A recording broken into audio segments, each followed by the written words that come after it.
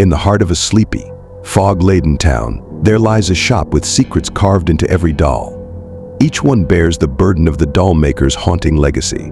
But there's one doll, Isadora, that holds more than just a piece of the past. It holds a knowledge of things no one should know.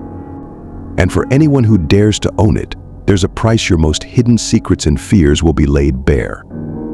Elena recently moved to this quiet coastal town, hoping for peace and a fresh start after the chaos of city life. An antique lover at heart, she plans to open a curiosity shop to fund her new life.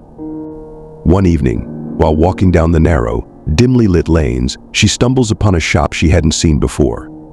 Its windows are dark, layered in dust, but a single, soft light illuminates a peculiar figure within a doll, with lifelike eyes and a faint, sinister smile. She tries to walk away, but something about the doll's eyes draws her back. The doll seems almost alive, as if it's watching her.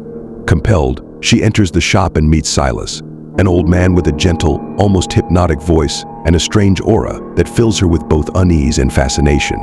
Silas speaks little, but seems to know what she's come for even before she does.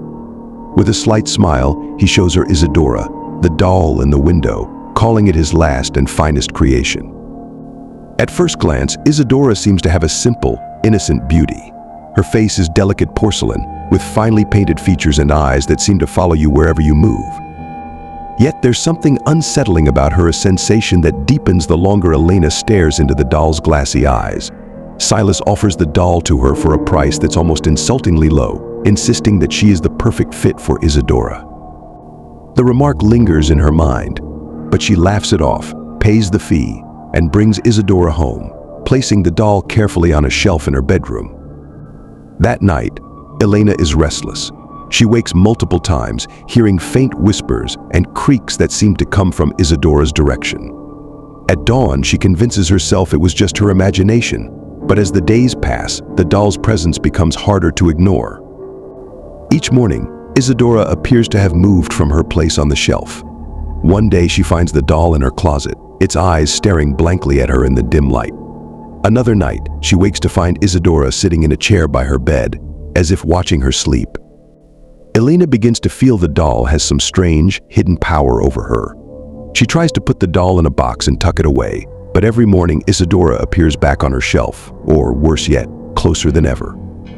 She even starts to feel as though her own thoughts and memories are somehow slipping away from her, as if Isadora were absorbing something from her each night. But when she tries to seek help or tell anyone, she finds herself unable to speak the words, as though an unseen force is stopping her from revealing the doll's presence. Desperate, she returns to the shop to confront Silas, but she finds it empty, abandoned, with no sign that anyone has been there in years. It's as if Silas never existed. She asks around town and hears stories of a doll maker who dabbled in dark arts, who was said to bind spirits into his dolls to make them more lifelike, to make them all-seeing. She learns that the townspeople had long whispered about Silas's work, claiming his dolls were cursed, that they held secrets of the people who owned them, knowing things that no one should ever know. Returning home, Elena feels an overwhelming dread. Isadora's presence now looms over her life, filling her mind with whispers of things she tried to forget. She starts to see flashes of her past in her mind's eye, moments she thought she had buried, secrets she's ashamed of. The doll, it seems, knows. Every memory she tried to suppress, every dark thought, the doll seems to absorb, growing stronger each night. As the days pass, Elena's life becomes a nightmare. She can't sleep, can't eat, and can't escape Isadora's ever-present gaze. The doll appears everywhere in her dreams, in her waking thoughts, even in places she could swear she never left her. Shadows seem to shift in her peripheral vision, and she constantly feels a cold presence in the room with her. The air grows thick with dread, and even her few friends notice a change in her, though she refuses to tell them the truth, fearing they'll think her mad. One evening, in a moment of clarity, Elena decides to destroy the doll. She grabs a hammer, trembling, and strikes Isadora's porcelain face. But the hammer shatters in her hand, leaving Isadora unharmed, her painted eyes glinting as though mocking her feeble attempt. She hears a faint laugh, a child's laugh, echo through the empty room. Haunted and afraid, Elena delves deeper into the doll maker's past, learning of a ritual he once performed to bind a watcher spirit into his final doll, a spirit that could uncover hidden truths, secrets, and fears. It was said that the spirit was of a young girl named Lily, wronged by her family and the town, cursed to an eternity of silence and servitude within the doll-maker's creations. But Lily's spirit was not content to stay bound. It sought revenge on anyone who held a secret or a hidden guilt. As Elena pieces this story together, she realizes that Isadora's hold on her is tightening because of her own secrets. The doll seems to draw strength from her fears, her anxieties, every shadow in her past. And the more she tries to hide, the more control Isadora gains. The doll's whispers grow louder each night, echoing her own thoughts back at her, calling her by name, telling her she cannot escape. Desperate, Elena tries one last time to rid herself of Isadora, packing her into a box and driving to the edge of the town's cliffs. But when she opens the box to throw the doll over, she finds it empty. And then she feels a chill at her back.